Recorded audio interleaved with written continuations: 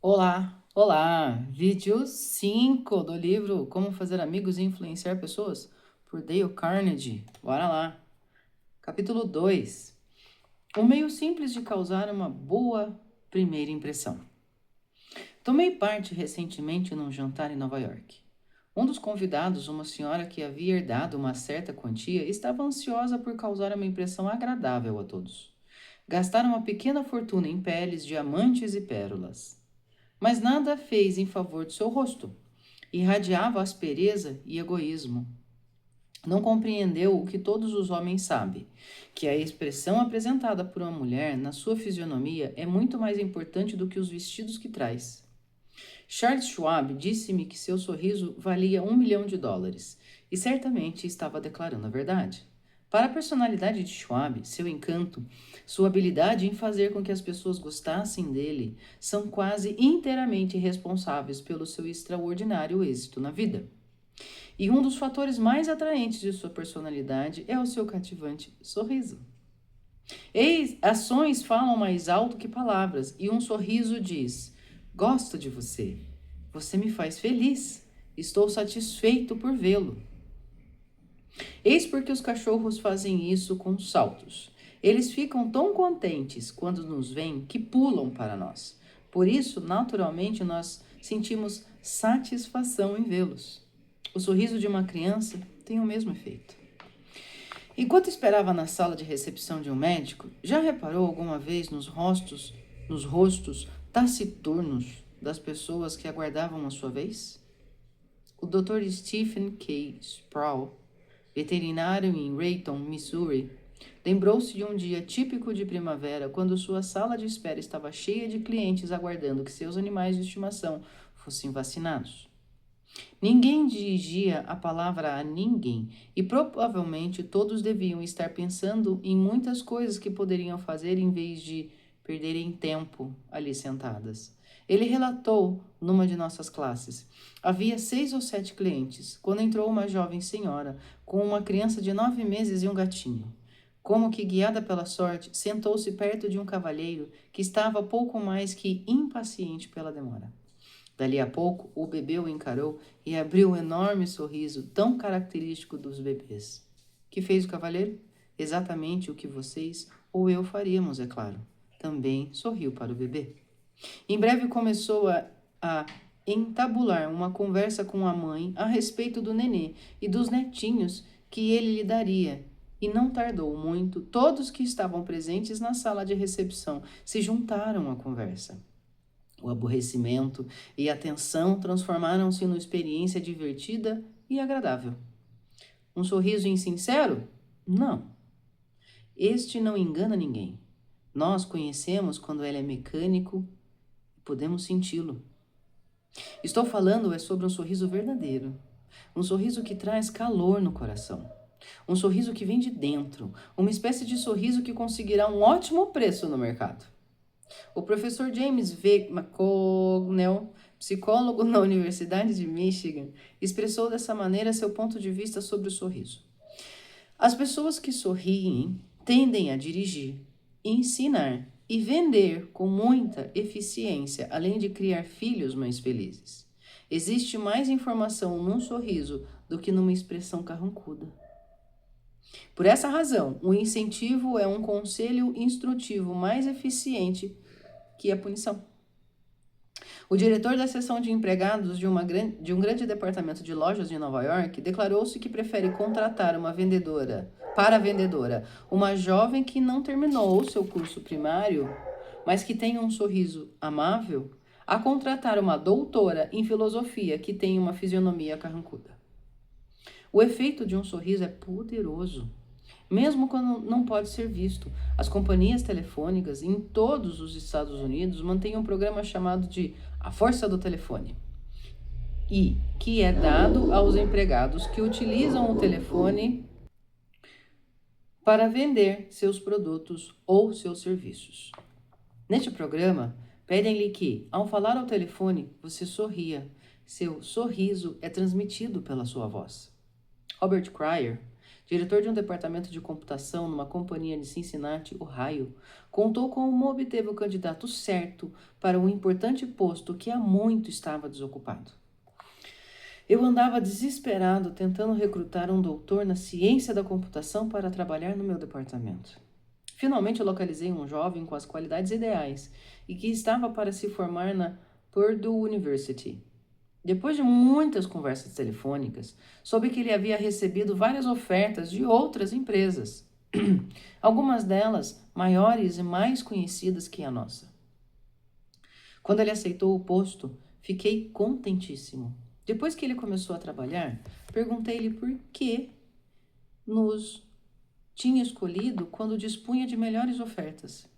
Ele demorou um instante a responder e então falou: acho que foi porque os diretores das outras empresas tinham uma voz muito fria ao telefone. Expressavam-se de uma maneira excessivamente profissional, o que me deu a sensação de que eu não passava de mais uma transação comercial. A sua, pelo contrário, soava como se estivesse contente de me ouvir, como se realmente quisesse que eu fizesse parte da empresa. Podem ter certeza, ainda hoje falo ao telefone com um sorriso nos lábios. O presidente do conselho de diretores de uma das maiores companhias de borracha dos Estados Unidos disse-me que, de acordo com suas observações, raramente um homem consegue êxito em qualquer coisa quando não sabe fazê-la com graça. Este líder industrial não dá muito crédito ao velho adágio de que o trabalho é a chave mágica que abrirá a porta dos nossos desejos. Conheço homens, contou ele, que conseguiram êxito na vida porque se divertiam a valer conduzindo seus negócios. Mais tarde vi que esses homens começando a trabalhar diferentemente. Foi terrível, perderam toda a alegria e fracassaram. Você deve sentir prazer ao encontrar pessoas que você sabe sentirem grande prazer em vê-lo.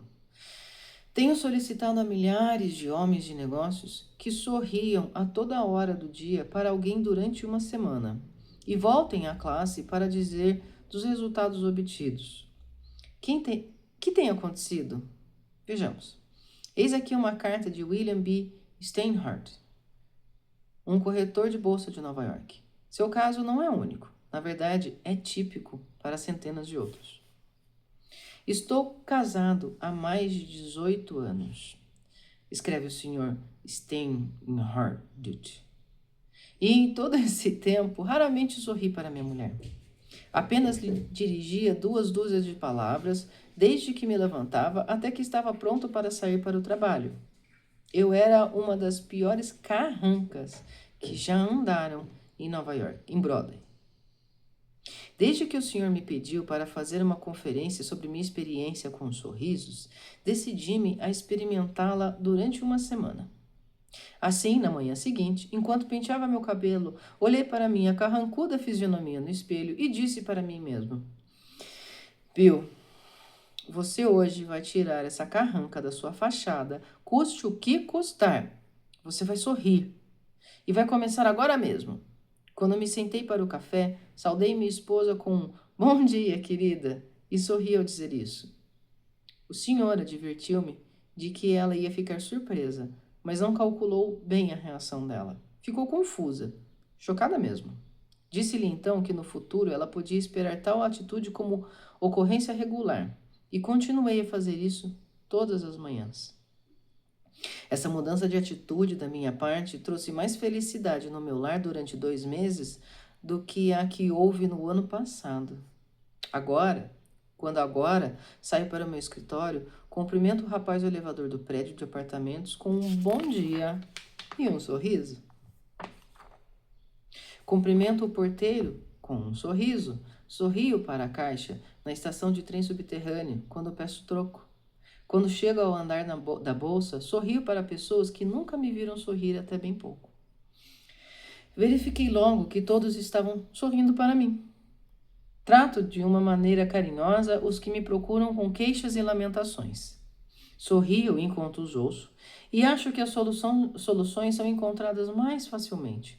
Sinto que os sorrisos me estão trazendo dólares, muitos dólares diariamente. Estabeleci meu escritório com outro corretor. Um dos seus empregados é um jovem acessível e eu estava tão entusiasmado com os resultados que vinha obtendo que cheguei a falar-lhe sobre minha nova filosofia nas relações humanas. Ele então me confessou que, quando vim pela primeira vez para estabelecer meu escritório com sua firma, pensou que eu era um terrível carrancudo e só recentemente modificou tal opinião. Declarou que constatou que eu era verdadeiramente humano quando sorria. Tenho também eliminado a crítica do meu sistema. Agora, em vez de condenar, dou atenção e elogio. Deixei de falar sobre o que desejo. Estou agora procurando ver o ponto de vista da outra pessoa. E tais coisas têm revolucionado literalmente minha vida. Sou um homem totalmente diferente, um homem mais feliz, um homem mais rico de amizade e felicidade. As coisas que têm mais valor entre todas. Você não sente prazer em sorrir? Que fazer então? Duas coisas. Primeiro, obrigue-se a sorrir. Se estiver só, assobie e cantarole uma melodia ou uma canção. Haja como se já fosse feliz, e isso tenderá para o tornar mais feliz ainda. Aqui está o caminho traçado pelo psicólogo e filósofo William James. A ação parece acompanhar a sensação, mas na realidade, ação e sensação andam juntas. E regulando a ação, que está sob um mais direto controle da vontade, podemos indiretamente regular a sensação que não o está. Deste modo, o soberano e voluntário caminho para o bom humor, se o nosso foi perdido, é proceder alegremente, agindo e falando como se o bom humor já estivesse lá.